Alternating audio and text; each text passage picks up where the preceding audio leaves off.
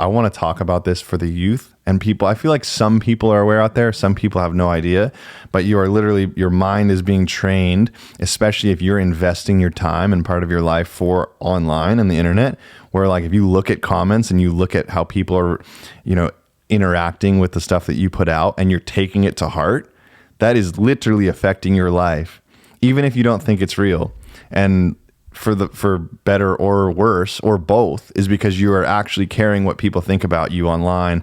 And this is where bullying is coming from. And even on the smallest level, whether you're having, you know, you're famous and you have 50 million followers, or you have 10 friends, you know, and like someone comments something that made you feel good or it made you feel bad, that's affecting your life. That's affecting your mind and your subconscious and your just reality in general. And to be able to put that into perspective and to realize and separate it, which we're becoming so intertwined with digital that it's so impossible. It's getting harder and harder to read that. But like, if you see someone, you post something, you know, a photo about something that you care about, and someone says, I love this, this is so great. And then somebody posts something like, you know, oh, like this could be better or whatever, that affects you. And then you bring that into your reality and it's affecting firsthand your life. And to separate that. And that's how I've been able, because it's taken me a long time. As a kid, I read into that. I took it all personal because, you know, right when I first got social media and stuff, when I was like 15 years old, people would comment things and I would feed into that. And I'd be like, oh, I want more of that, more of that, more of that. And then you look at it as you get older and you understand how your mind is developing and becoming more and more aware of certain things. You can see it for what it is. And I pray and like hope, you know, I want the youth to better understand, because that's where the future lies, is seeing and differentiating the two.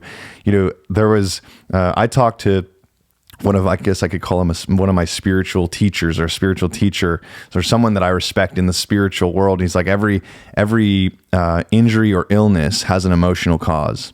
And that's his belief. I'm not pushing that on anybody, but that was his belief. And then I considered it to be true or not for myself. And we were talking about injuries, and I noticed I had repeated the same back injury progressively worse 3 times. And it's gotten worse and worse every time. And he's like, go back to the situation that you were in and remind and see yourself in the emotional state that you were in when that happened. And then I considered that. And the first time I broke my back was when I was 16 or 15. I was on a Nike shoot in Aspen, and there was cameras around. There was a bunch of us riding, like kids riding. And I remember like the cameras doing, like I was doing this, I was going for a frontside 10 or 12 off this jump. And I was like thinking like, I'm going to one up everyone. I'm like in this cocky 15-year-old mindset. I'm going to go bigger than everyone. The cameras are here. I'll show everyone how it's done. Boom, overshot the jump by like 100 feet, landed straight on my ass, immediately numb. I couldn't, you know, and then that was like the first time. And then I broke my neck too. And I went to the hospital and my neck was all crooked and messed up, but they're like, oh no, you just strained your neck. And then the next time I broke my tailbone off my spine and fractured my L2, they did a full spine x-ray and they're like, your neck's broken. I'm like, no, it's not. And I was like, oh, that was from the last time. Anyway, that next time saw a photographer riding in the POW with my friend, like Powder, and then went there and dropped a cliff that was really, really big. And my intentions were like, oh, I'll jump this cliff and not that smaller one. I brought myself back because the guy was there with the camera. And I was like, you know, 17 or 18 at the time. So I was just like, yeah, whatever. But my ego was there and I'm willing to talk about that. And I was like, I'll go bigger because of this. And then, boom, like next thing you know, same, like broken back, same whole thing, like miserable hell, stuck in the powder. Took hours and hours for rescue to get there. And I was like bleeding out of my butt. Like it was just like it sucked. But then that was the second time. And then the third time, and there's a video on this, was at Pastrana Land. And I was like during this like kind of video shoot thing, but I wasn't even doing anything. And there was this lull in the kind of situation where there was a bunch of people riding and then everyone stopped. And in my mind, I thought I was like, I'm not participating, like I know better, because this just seems sketchy. But then no one was doing anything and I got impulsive and I was like, okay, cameras are here, no one's doing shit, like may as well just flip a pit bike into the leaves and whatever. And I never looked at the jump, nothing, so stupid. And this is like not even that, this is 5 years ago maybe, and flipped, missed the landing, boom, like 20 or 30 feet straight to my ass on hard gravel, This is the worst one, 5 millimeters from severing my spinal cord completely. And L2 exploded, like weeks in the hospital, hell, intestine lock, thought I was going to die, like horrible, but it got progressively worse. And so what I'm saying is each one of these, then I went and talked to this spiritual teacher I'm talking about. And he was like, consider every injury or illness has an emotional cause, bring yourself back. And so I did. And I looked at it, I'm like, okay, every single one of these times this happened, there was one, a camera involved. Two, I was surrounded by people that I thought, all right, we're like, I can push this or inspire, be like kind of add fuel to the fire type of a thing. And it was out of, most of them were all out of ego when I got injured.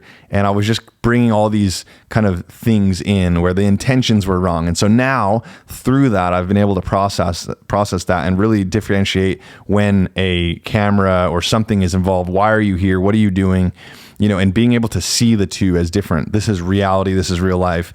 As soon as we're filming something or whatever, like see it for what it is. And now I can't say that I grew up with this dopamine addicted mind where all of a sudden I can act all crazy when a camera's around and grow up watching CKY and Jackass and Nitro Circus and all this stuff where I'm like so passionate about like, yeah, be crazy for the camera. And then now I see it completely the opposite, where I'm like, I'll live my life. And if a camera's there, that's great, but I'm not doing anything for the camera.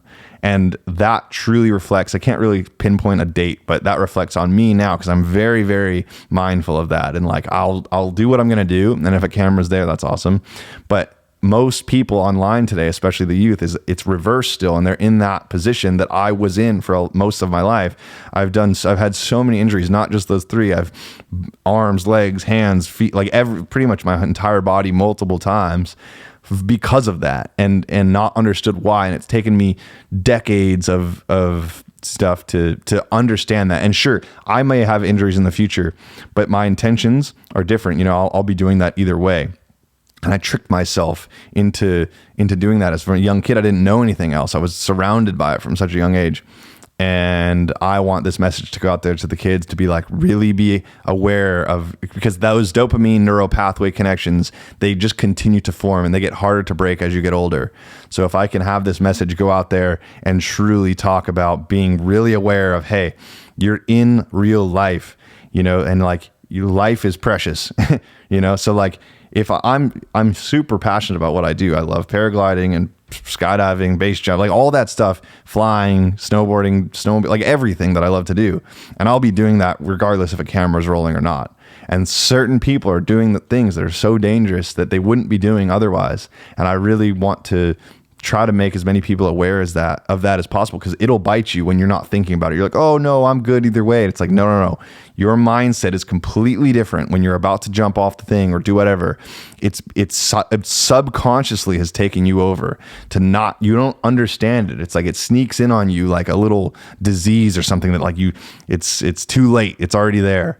And then you can't go back kind of thing. And it's like, I'm telling you how brutal and crucial it is to really differentiate the two of those, because it'll sneak up on you when you're least expecting it. So really passionate about that and differentiating the two of those. It's really important to talk about and really important to understand, because like I said, I've been through hell for it, and I feel like a lot of people could be saved, lives could be saved, injuries could be, injuries could not happen because of more people understanding the two of that, because most people have not taken the time out of their life to study psychology and different parts of the mind that I have. And now I've been able to use certain life experiences and then take that knowledge and put it there and be like, that's exactly why that happened. And if I can be a message, like I said, to share others that lesson and to really be aware of that, it might not be such a coincidence that you're getting injured. Or it might not be such a coincidence that somebody died or got really hurt. It's like, look at the nitty gritty of like, what were the fine details of that? I guarantee you it wasn't a coincidence.